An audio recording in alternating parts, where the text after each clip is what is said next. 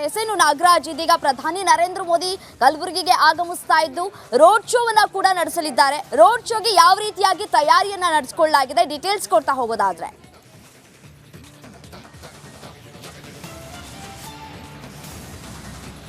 ಖಂಡಿತ ಶ್ರುತಿ, ಇವತ್ತು ಕಲ್ಯಾಣ ಕರ್ನಾಟಕದ ಹೆಬ್ಬಾಗಿಲು ಅಂತ ಕರೆಸಿಕೊಳ್ತಿರುವಂತಹ ಕಲಬುರಗಿಗೆ ಪ್ರಧಾನಿ ನರೇಂದ್ರ ಮೋದಿ ಅವರು ಆಗಮಿಸುತ್ತಿದ್ದಾರೆ. ಅದರಲ್ಲೂ ಬಹಳ ಪ್ರಮುಖವಾಗಿ ಎಐಸಿಸಿ ಅಧ್ಯಕ್ಷ ಮಲ್ಲಿಕಾರ್ಜುನ್ ಖರ್ಗೆ ಅವರ ತವರು ಜಿಲ್ಲೆ ಕಲಬುರಗಿಯಲ್ಲಿ ಈ ಒಂದು 2024ರ ಲೋಕಸಭಾ ಚುನಾವಣೆಯ ಪ್ರಚಾರವನ್ನು ಆರಂಭಿಸುತ್ತಿದ್ದಾರೆ. ಹೀಗಾಗಿ ಇವತ್ತು ಮಧ್ಯಾಹ್ನ 2 ಗಂಟೆಗೆ ಇವತ್ತು ವಿಶೇಷ ಹೆಲಿಕಾಪ್ಟರ್ ಮೂಲಕ ಕಲಬುರಗಿ ನಗರದ SB ಮೈದಾನಕ್ಕೆ ಬಂದು ಇಳಿಯಲಿದ್ದಾರೆ. ಹೀಗಾಗಿ ಅಲ್ಲಿಂದ ಸುಮಾರು 15 ನಿಮಿಷಗಳ ಕಾಲ ಅಂತಂದರೆ SB ಮೈದಾನದಿಂದ ನಗರದ NVM ಕಾಲೇಜು ಮೈದಾನದವರೆಗೆ 15 ನಿಮಿಷಗಳ ಬೃಹತ್ ರೋಡ್ ಶೋವನ್ನು ನಡೆಸ್ತಾ ಇದ್ದಾರೆ. ಹೀಗಾಗಿ ಈ ರೋಡ್ ಶೋಗಾಗಿ ಇಲ್ಲಿನ BJP ಕಾರ್ಯಕರ್ತರಾಗಿರ್ಬೋದು ಮತ್ತು ರಾಜ್ಯ ಬಿಜೆಪಿಯ ಕಾರ್ಯಕರ್ತರಾಗಿರ್ಬೋದು.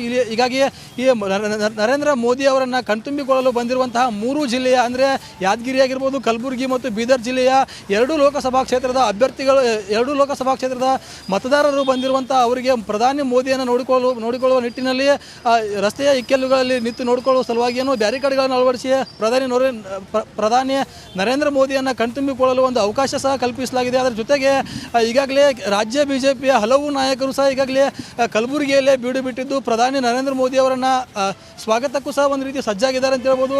ಅದರ ಜೊತೆಗೆ ಕಲಬುರಗಿ ಸಂಪೂರ್ಣವಾಗಿ ಕೇಸರಿಮಯವಾಗಿರುವಂಥದ್ದು. ಯಾಕಂತಂದರೆ ಪ್ರಧಾನಿ ನರೇಂದ್ರ ಮೋದಿ ಕಳೆದ ಲೋಕಸಭಾ ಚುನಾವಣೆಯಲ್ಲೂ ಸಹ ಇದೇ ಒಂದು ಕಲಬುರಗಿ ಕ್ಷೇತ್ರದಿಂದಲೇ ಚುನಾವಣಾ ಪ್ರಚಾರಕ್ಕೆ ಇಳಿದಿದ್ದರು. ಆ ಬಾರಿ ಸಹ ಗೆಲುವು ಸಾಧಿಸಿದರು. ಹೀಗಾಗಿ ಈ ಬಾರಿಯೂ ಸಹ ಕಲಬುರಗಿ ಕ್ಷೇತ್ರದಿಂದಲೇ ಚುನಾವಣಾ ಪ್ರಚಾರವನ್ನು ಆರಂಭಿಸಿದರೆ ಈ ಬಾರಿಯೂ ಸಹ ಗೆಲುವು ಸಾಧಿಸಬಹುದು ಮತ್ತು ಕರ್ನಾಟಕದ 28 ಕ್ಷೇತ್ರಗಳನ್ನು ಗೆಲ್ಲಬಹುದು ಅನ್ನುವಂಥ ನಿಟ್ಟಿನಲ್ಲಿ ಕಲ್ಯಾಣ ಕರ್ನಾಟಕದ ಎಐಸಿಸಿ ಅಧ್ಯಕ್ಷ ಮಲ್ಲಿಕಾರ್ಜುನ್ ಖರ್ಗೆ ಅವರ ತವರು ಕ್ಷೇತ್ರದಲ್ಲಿ ಒಂದು ರೀತಿ ಪಾರುಪತ್ಯ ಸಾಧಿಸುವ ನಿಟ್ಟಿನಲ್ಲಿ ಇವತ್ತು ನರೇಂದ್ರ ಮೋದಿ ಅವರು ಕಲಬುರಗಿಗೆ ಆಗಮಿಸಿ ಈ ಒಂದು